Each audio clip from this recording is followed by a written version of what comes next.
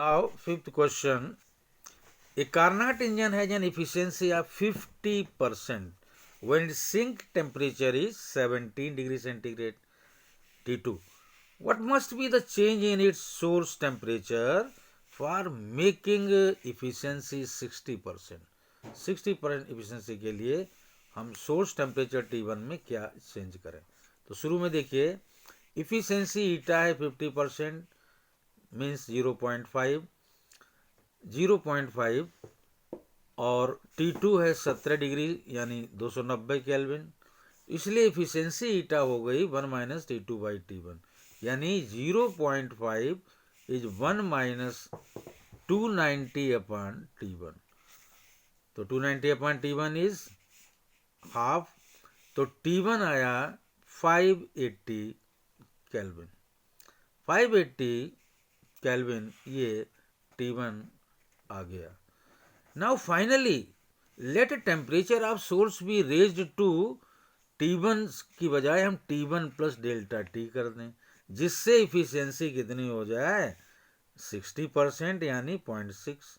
तो इस कंडीशन में eta is 1 minus T2 upon T1 की जगह बढ़ा दिया है, तो T1 plus delta T, and this it implies that eta की जगह 0.6, 1 minus T2 is 290 अपॉन 580 अभी T1 आया है प्लस डेल्टा T, कितनी बढ़ोतरी हुई है।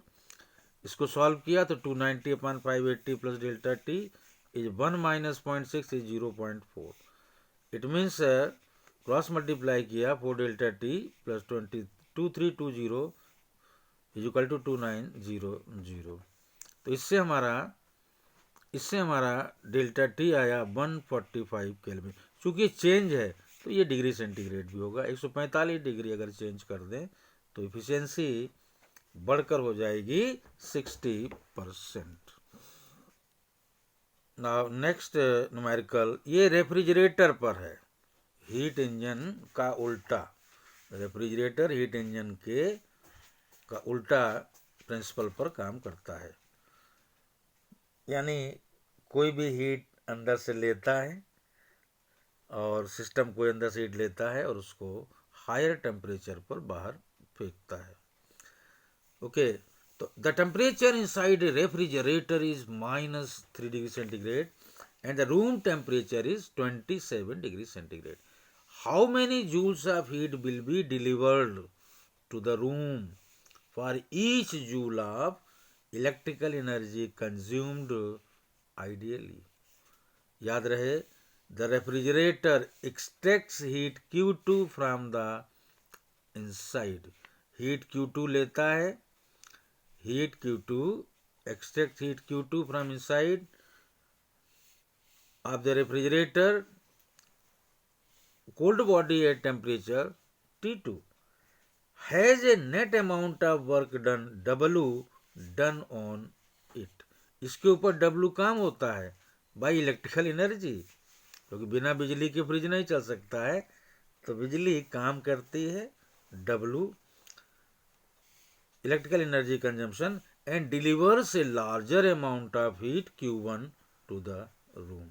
रूम को Q1 हीट देता है, हायर टेम्परेचर, हॉट बॉडी हो गया रूम, जिसका टेम्परेचर है T1। दस रेफ्रिजरेटर में हम क्या कहेंगे कि Q2 हीट ली है फ्रिज से, W उस पर वर्क हुआ है और हॉट बॉडी यानी रूम कोई टेम्परेचर को ये दे रहा है heat Q1। So Q1 is Q2 plus W। ये फ्रिज के लिए आप याद रखिए formula. So W is equal to Q1 minus Q1 upon Q2 minus 1।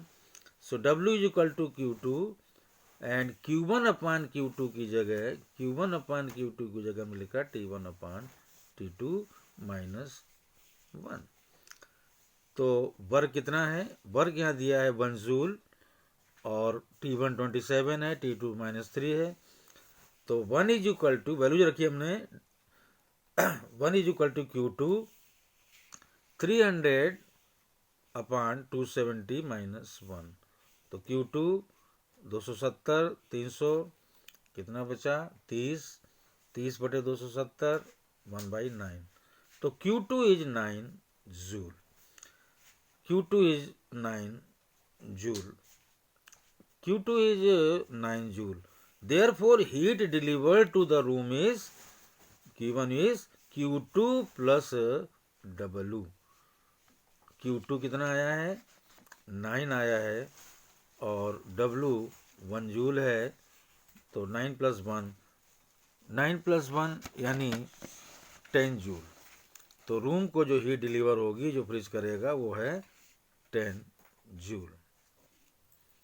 Now next numerical, a refrigerator is to maintain eatables kept inside at 9 degree centigrade.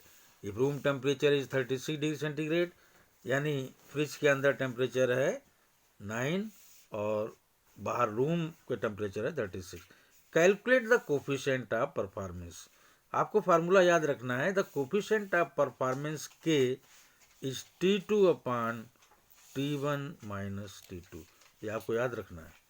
T1 क्या चीज़ है? Absolute temperature of the hot body to which heat is delivered, and T2 is the absolute temperature of cold body from which heat is removed.